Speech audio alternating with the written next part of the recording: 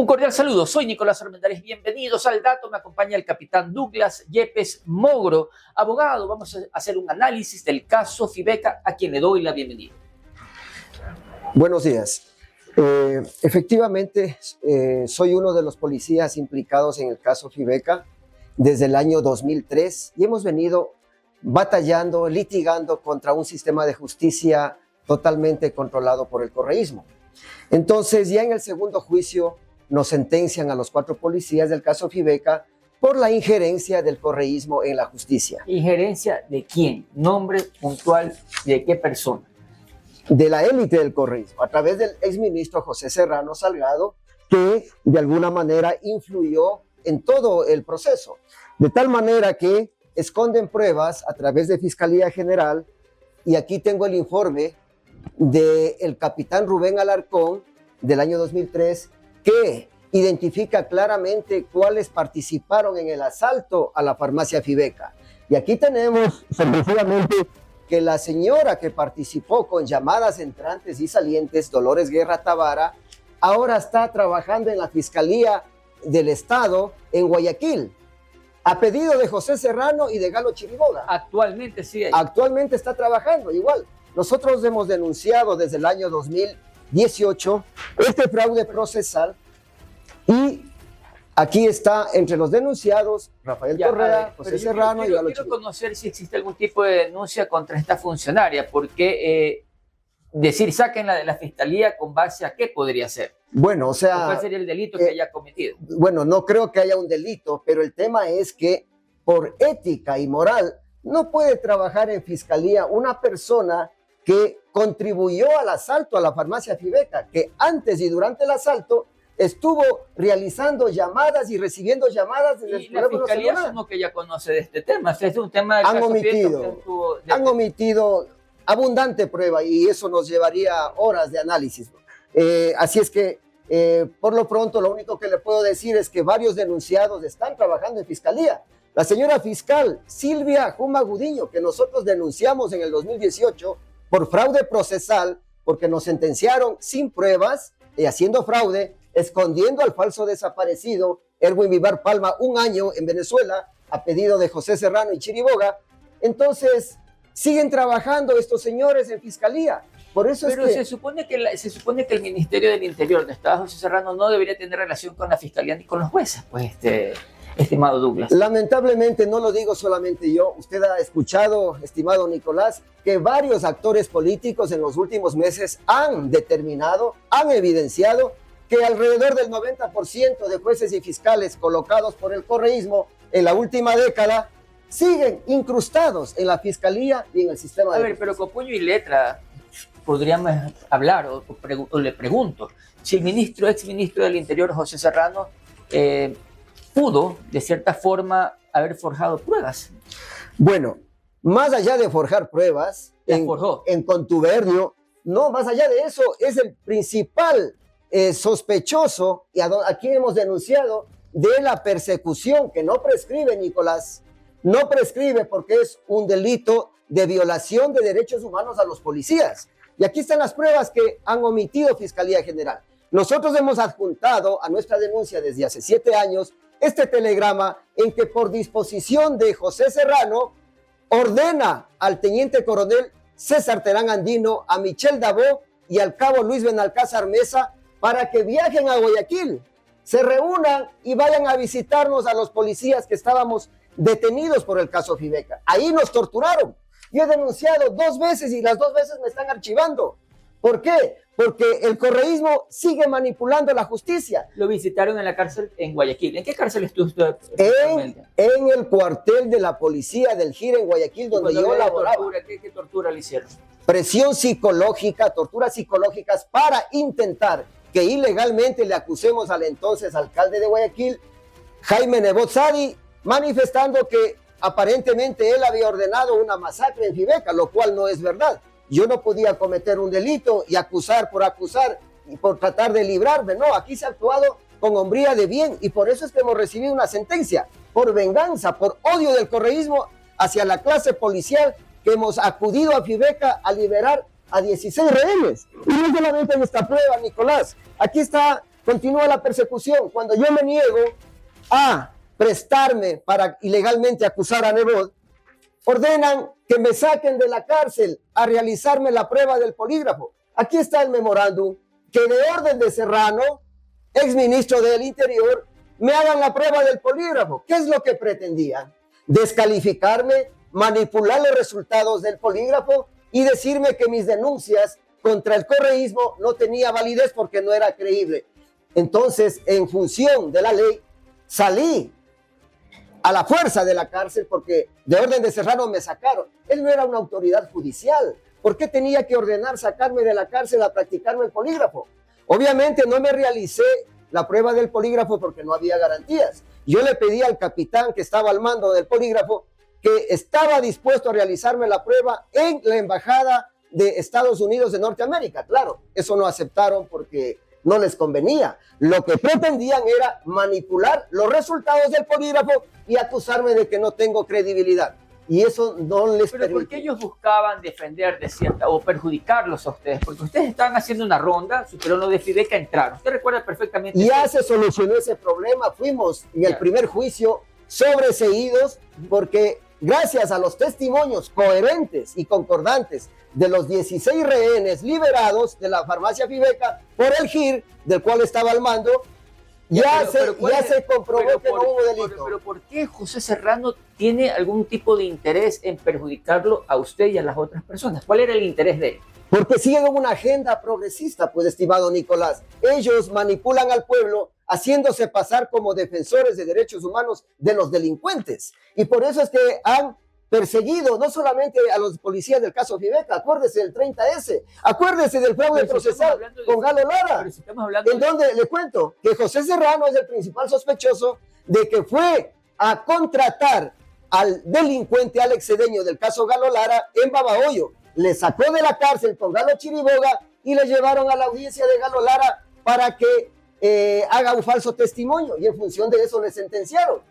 Ahora, por eso es importante pedir a las autoridades de justicia que ya se deslinden del correísmo y pidan la extradición de José Serrano.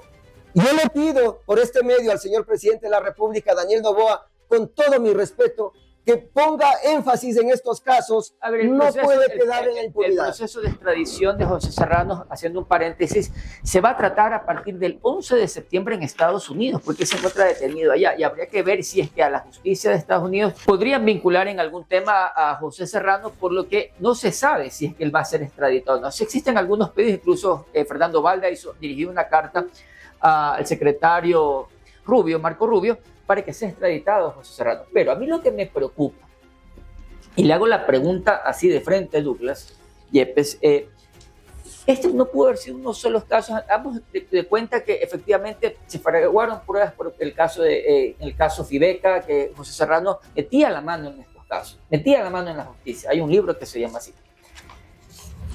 Pueden haber otros casos también, donde él pudo haber metido la mano, Douglas, aparte del Galo Lara. Lógicamente, caso de Galo Lara, caso Fernando Balda, caso 30S, más de 300 policías. Es que no es solamente José Serrano, aquí viene esta argolla de mafiosos. ¿Y quién va Galo Chiriboga, José Serrano. ¿Quién va a volver a revisar? El ex fiscal Vaca Mancheno, por favor. Va a volver a revisar todos esos casos para determinar si es que estas personas fueron culpadas cuando eran inocentes? Estimado Nico, nadie va a topar si es que no escuchan el clamor ciudadano, tanto de policías como del pueblo en general, que le estamos pidiendo desde hace 2 años, desde hace año y medio, al señor presidente Noboa y a los otros presidentes que pasaron, que se conforme una comisión de la verdad, una comisión de investigadores con miembros de la ONU. ¿De cuántos casos podríamos estar hablando? A ver, o pruebas. Caso Fibeca, caso Galo Lara, caso 30S, hay otros delitos denunciados. Fernando Balda, cuando lo entrevisté, mencioné el caso de la... Caso Gabela, por favor, el caso Gabela. El caso Gabela, bueno, el caso Sharon, lo mencionó aquí Fernando Balda. Y yo no entiendo qué tendría que hacer un ministro metido en un caso de una cantante. Es que no era solamente un ministro, el señor exministro José Serrano manipulaba todo el sistema de justicia con Galo Chiriboga. ¿Pero qué le puede interesar a él el caso de una cantante? Manipulaban a la sociedad. ¿Para qué? Para a ganar puntos para posicionarse como defensores donde tenían alguna ventaja, ahí estaban. O sea, quiero entender entonces qué lo hizo. A ver, vamos a buscarnos al culpable para armar el caso de femicidio, como el caso de David Romo, una cosa así parecida, y esto de cierta forma sí le estamos trabajando para beneficiar y cuidar a las mujeres del Ecuador. ¿Lo entendería así, capitán, o no? Mire, de manera general, ¿cuál es la percepción de la ciudadanía en torno al caso de la muerte de la cantante Sharon y la condena, para mí, injusta del esposo de Sharon? Que hubo una orden política, una orden superior a los jueces para que a toda costa le sentencien. Así ocurrió con nosotros. Mire, nosotros hemos presentado cantidad de pruebas. En el caso de él ya lo habían sentenciado y le vuelven a hacer otra sentencia. Hubo injerencia política. Obviamente, todo se puede hacer en un sistema corrompido por el mando político. Todo se puede hacer, mire. Pero los abogados... La Constitución prohíbe el doble juzgamiento de todo ser humano. Sí. ¿Qué nos hicieron a nosotros? ¿Violaron la Constitución? En su caso también fue lo mismo. Lógico. En el segundo proceso ilegal nos sentencian. ¿Pero qué hacen? Entre José Serrano y Galo Chiriboga contratan a Nicolás Maduro, una caterva de peritos ilegales, inmorales, y le traen a Ecuador para que cambie las pruebas. Y ahí forjan el delito de ejecución extrajudicial, cambiando la trayectoria de los disparos, que en el 2003 ya se evidenció, se verificó mediante las pericias, que la policía, que los miembros del GIR disparamos de frente porque hubo legítima defensa.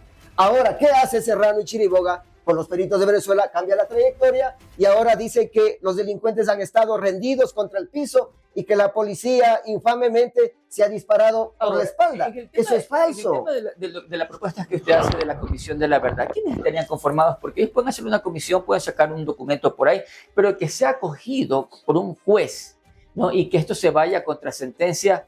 Es complicado. Súper complicado, porque lo que se tiene que hacer y lo que se le viene indicando desde varios frentes políticos al gobierno actual es que debió iniciar cambiando la constitución narcocorreísta por una constitución racional, si es posible copiar de un modelo de democracia libre, como Estados Unidos, como Francia, como Alemania, como Japón. Ahora, pero el cambio de constitución, lo que yo quiero llegar... Es que hay que reestructurar integralmente la justicia. Como le digo, yo no soy juez para decidir o emitir sentencias sobre ningún caso.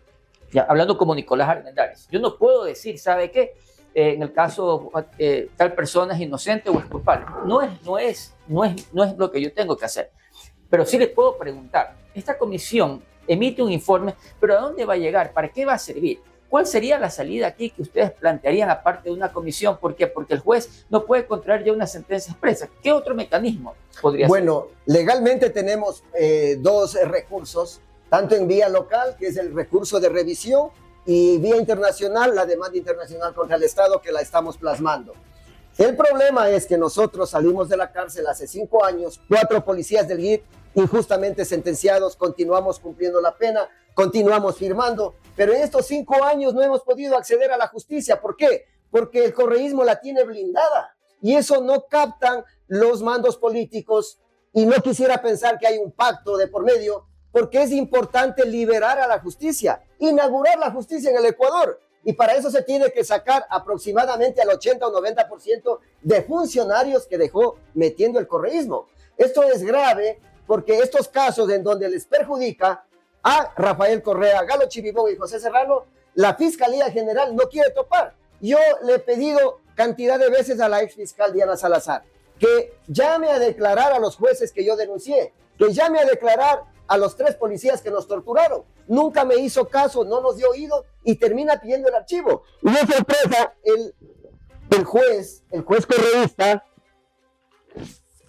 Manuel Enrique Cabrera Esquivel, hace 3 meses nos archiva la denuncia que pusimos hace 7 años, dejándonos en la indefensión, habiendo cantidad de diligencias que hacer. Yo les he pedido pericias y cotejamiento de voz del ex juez Wilson Merino Sánchez, que decía en la audiencia de manera infame que le ha llamado el presidente de la República, Rafael Correa, para que del caso Fibeca no se haga un drama y un poco de cosas que eso demuestra tráfico de influencias. Pero Fiscalía General ni la señora Diana Salazar nunca ejercieron, nunca cumplieron con el deber.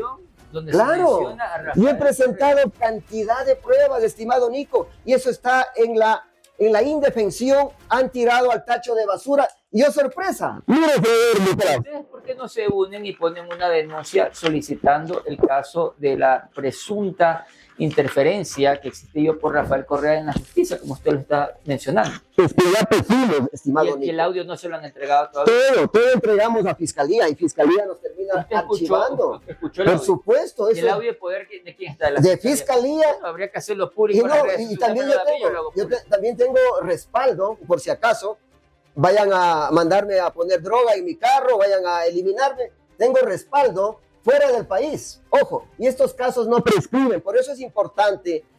Le estamos pidiendo una cita al señor presidente Daniel Noboa desde hace un año. Ojalá que nos escuche y pueda, en función de la transparencia, porque aquí está controlado. ¿Y a través de la Asamblea Nacional ustedes se han sentado en algún momento con los asambleístas? No, todavía queremos. Cuando estuvo el finado Fernando Villavicencio en la Asamblea, nos escuchó, estaba tratando de conformar una comisión de peritos internacionales, pero lamentablemente le asesinaron.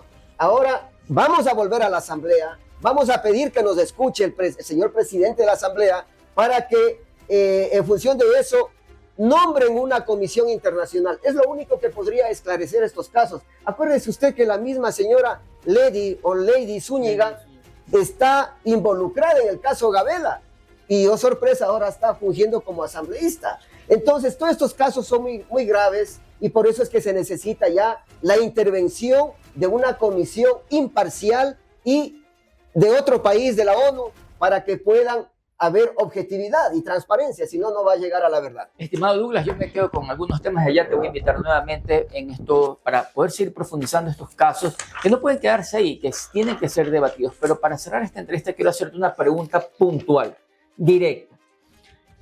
Para el 3 de septiembre se va a reanudar la audiencia del magnicidio de Fernando Villavicencio. Hay 4 nombres que han sonado: Ronnie Aliaga, José Serrano, Javier Jordán y Daniel Salcedo. Le pregunto, ¿usted considera que ellos podrían tener relación con el magnicidio de Fernando Villavicencio? ¿Cuál es su criterio?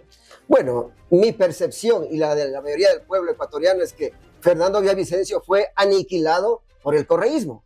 Yo pienso que no solamente son los 4, y ahí tiene que profundizar. Y a mí me preocupa que en 2 años de investigación la ex fiscal Diana Salazar nunca formuló cargos a José Serrano ni a Galo Chiriboga en muchos casos de corrupción.